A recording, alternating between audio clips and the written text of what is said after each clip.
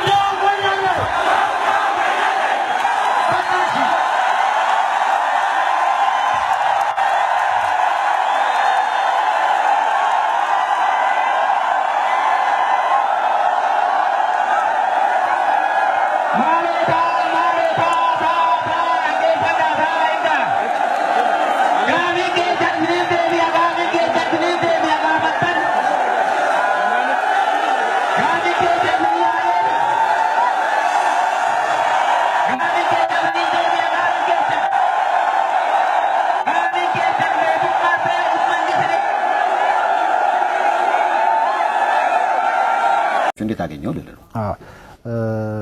ምንድነው እንዳልከው 5 ዓመት የተከተልኩት ነገር እሱን ልትሰጥ ነበር ያሰብኩት። ባዮግራፊ ስጽፍ አንደኛ የኋላ ታሪካቸውን ሰው ሊጠይቅ ይችላል። እሱ ብቻ ደግሞ አይደለም የሚገርምህ ትንሽ ስመረምር ያየሁት ነገር ዶክተር አብይ ምንም የጀመሩት አዲስ ነገር የለም። ዛሬ ነው ማለት ዛሬ ላይ የሆነ ነገር ፒክ ብታደርግልኝ ድሮ በሻሻ እያሉ ወይ ደግሞ ጅማ ወይ አጋሮ ወይ ኢንሳ ወይ ሳይንስና ቴክኖሎጂ እያሉ ሰርተውታል። ስለዚህ እኔም ስቶሪን ስጽፍ የሚያዙብኝ ነገሮች ነበሩ። ስለዚህ እነሱን ጀስቲፋይ ለማድረግ ቤተሰቦች ለማውራት ሄድኩኝ ማለት ነው በሻሻ ገጠር።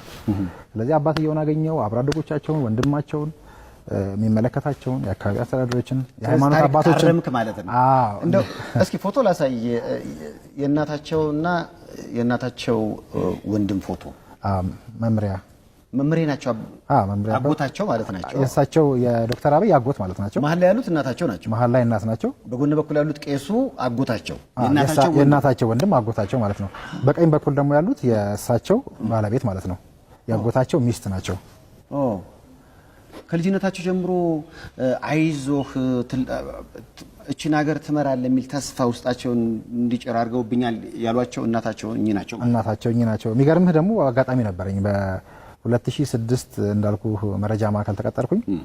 2007 ላይ አብሬ መጓዝ እድል ነበረኝ ወደ አንድ አጋጣሚ ተፈጠረ። ወደ ትውልድ ሀገራቸው። ድንገት የሆነ አጋጣሚ ይኖርሃል ብቻ ከዶክተር አብይ ጋር ለማውራት ለመኖር፣ ሌላ ምንም ልዩነት ማንም ሰው አንድ ምናልባት ጥበቃ ሰራተኛው ሊገጥመው ይችላል ድል። ስለዚህ ያኔ 2007 ደግሞ እኔ አብሬ ሄድኩኝ። ወደ አጋሮ ጅማ በሻሻ ድረስ ሄደን። ስለዚህ ልክ ወርደን የተፈጠረውን ለውጥ እንትና መጣው የሚባለው ነገር ውሸት ነው። ያመጣው የኢትዮጵያ ሕዝብ ነው። የኢትዮጵያን ሕዝብ ድል እኛ ለኢትዮጵያ ሕዝብ የምንታገል የምንባል ሰዎች የድሉ ተቋዳሽና ተካፋይ እንሆን ነው። እንዴት? ሚሽን ተሰጥቶት እየሞተ ያለ ዋጋ እየከፈለ ያለን ኃይል እንደ ዘራፊና ጨቋኝ አድርጎ መሳል ግን ስህተት ነው።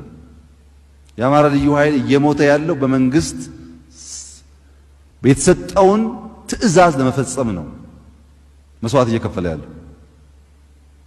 የአማራ ልዩ ኃይል እስከ መጨረሻው መንግስት ከፈለገ እና ከአቅሙ በላይ ከሆነ ጅጅጋ ጫፍም ሊያስተማራው ይችላል። አባ ፋቲኮ ኦሮሞዳ to a mother who was an Amara Orthodox Christian and to a father who was an Oromo Muslim, walked several different paths. You were born